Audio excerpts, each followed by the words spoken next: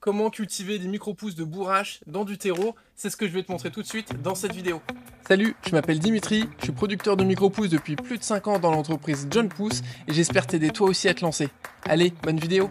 Et ben c'est parti pour la culture des micro-pousses de bourrache. Alors d'habitude je le fais sur ma table à semis, mais là pour des raisons de recul de caméra, on va faire ça sur cette table-là. La première chose à voir, ça va être du terreau. Alors on peut utiliser plein de substrats de culture différents, du coco, du chanvre, des nappes de cellulose, des nappes synthétiques, etc. Il y a des pour et des contre à chaque fois. Ici ça va être du terreau, c'est hyper simple, surtout pour débuter, mais même encore après. Moi j'utilise à 80% du terreau dans ma production. Et on a des très bons résultats très facilement. Et puis c'est hyper facilement accessible, on en trouve partout, c'est pas très cher. Donc voilà, je le conseille vraiment pour démarrer. Ce qu'il faut, par contre, c'est avoir vraiment du terreau à semis, hein, donc un terreau qui est hyper fin, et un terreau où il n'y a pas trop de... Vous voyez, là, il n'y a aucun copeau, donc ça, c'est vraiment pas mal. Donc il faut avoir le moins possible de petites branches, de petits... d'autres petits copeaux, etc. Donc ça, c'est la première chose. La deuxième chose, ça va être d'avoir un plateau. Donc il y a plein de différents types de plateaux de culture. Moi, j'utilise ceux-là, c'est du 10 pouces par 20 pouces, environ 25 cm par 55.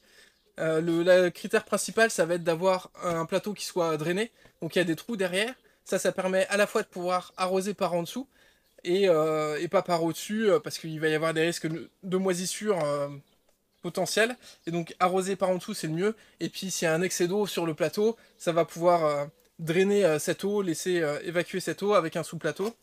Et donc il vous faudra aussi un sous-plateau de culture. Donc là, c'est exactement le même, c'est juste qu'il n'a pas de trou et il s'emboîte parfaitement pour pouvoir arroser par en dessous. Donc la première étape, ça va être d'étaler tout ce terreau sur nos plateaux de culture. Donc c'est parti. Il faut environ 2-3 cm de terreau par plateau, 2-3 cm en hauteur. Alors là, on va juste casser les mottes avec nos mains et on va enlever tous les gros bouts qu'on peut trouver. Comme ça, là. Ce qu'il faut, c'est avoir un lit de semences le plus plat possible, le plus homogène possible, donc sans trou, sans bosse.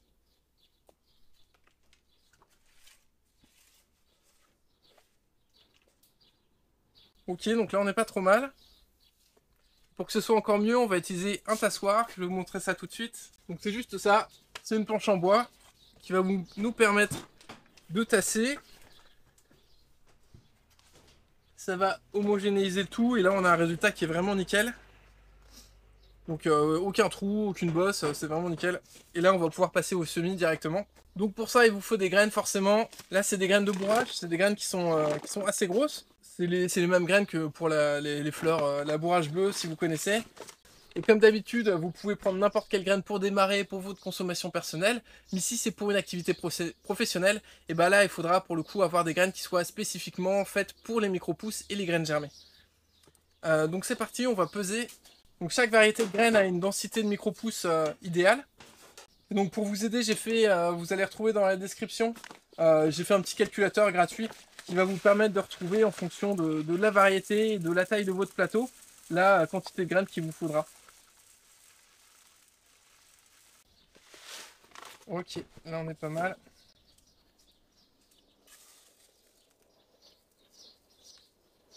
Donc, comme d'habitude, c'est un semis qui est assez dense.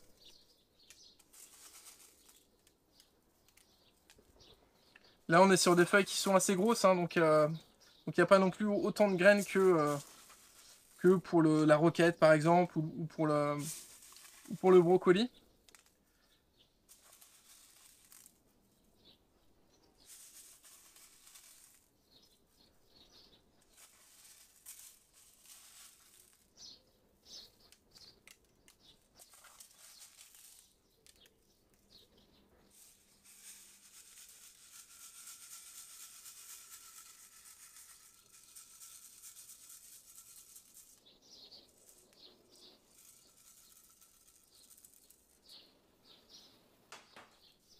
Donc là c'est pas mal. Si vous voyez que vous avez des petits amas de graines à des endroits, faut pas hésiter à les enlever.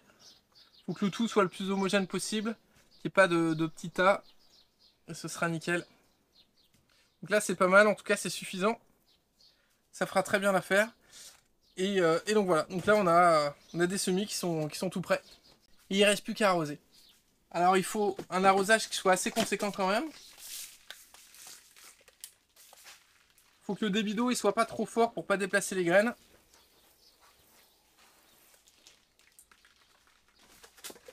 Voilà, là on a arrosé, on a un substrat qui est bien imbibé. Et donc ça, pendant toute la phase de germination, on n'aura plus besoin d'arroser, plus besoin d'ajouter de l'eau. Et ça va très bien germer, ça va très bien pousser. Donc comme d'habitude, on va retourner un sous-plateau, enfin mettre un sous-plateau au-dessus. Mettre notre tassoir dessus, on peut repasser un petit coup. Et on va mettre du poids par-dessus. Ça va aider la germination et ça va aider à faire des pousses plus robustes au départ. Et là c'est parti pour 3-4 jours de germination. Et ça y est, c'est le jour 5 avec nos micro-pousses de bourrache. Ça fait 5 jours de germination dans le noir avec du poids.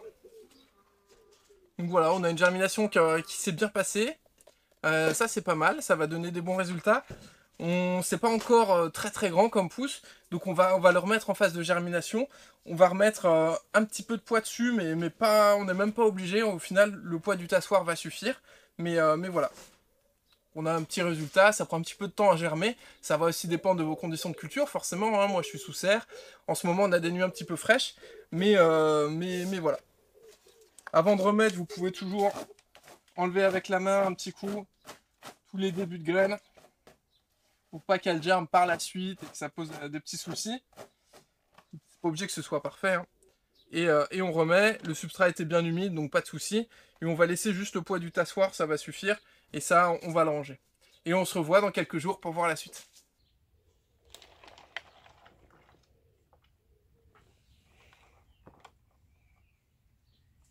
Et ça y est, on se retrouve, ça fait 11 jours qu'on arrose par en dessous, qu'il y a de la lumière, il y a du soleil, c'est cool. Alors clairement on aurait pu récolter hier, même avant-hier, mais là elles sont hyper belles encore. Alors pourquoi pas plus tôt? Bah tout simplement parce que j'ai pas eu le temps de faire cette vidéo, mais là elles sont vraiment nickel. Il faut pas que ce soit trop tard parce qu'après il y aura une troisième feuille qui va se développer et cette troisième feuille elle est pas très bonne, elle est pas très intéressante et ça va même un petit peu diminuer le goût des deux premières feuilles qui sont elles pour le coup hyper intéressantes.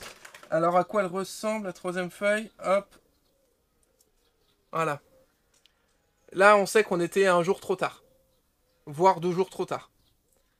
Mais le reste est hyper bon, et ça reste toujours hyper bon, il n'y a pas de souci. On peut encore les vendre à ce stade-là, hein, bien sûr, il n'y a aucun problème, mais il faut essayer de ne pas trop tarder, et les prochaines fois de réajuster votre calendrier, votre organisation, pour pas arriver à cette troisième feuille-là. Mais là, elle est hyper bonne encore. Hop. Alors on voit que la densité, elle est plutôt bien, hein. Le semis, il est très dense. Ça se gêne pas trop un petit peu, on aurait pu un petit peu réduire la densité. Je pense que pour la prochaine fois je vais réduire ma densité de semis. Quand on est en extérieur, bah forcément ça va fluctuer en fonction des saisons, en fonction des températures, etc.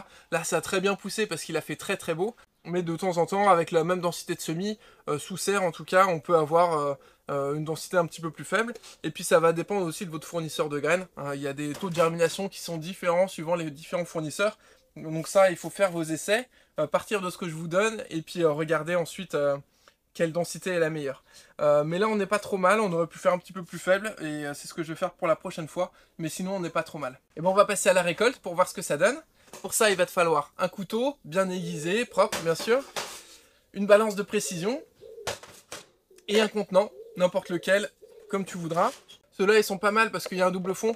Donc quand on les stocke au frais, l'humidité ambiante, elle va rester, donc ça va bien se conserver. Mais tout l'excès d'eau va aller en dessous de ce sous-fond. Et ça va pas mouiller les feuilles du fond et il n'y aura pas de risque de moisissure. Et c'est parti!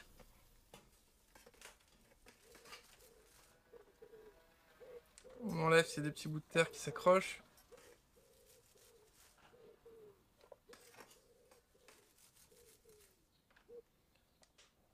Pareil, si vous voyez des restes de graines, n'hésitez pas à les enlever. Pour le coup, elles restent pas trop accrochées, hein, c'est pas comme le tournesol. Il faut vraiment faire un effort pour les enlever. Là, ça s'enlève quand même presque tout seul. Là, il en reste très très peu quand on arrive à la récolte. Donc c'est pas du tout un problème pour cette variété-là.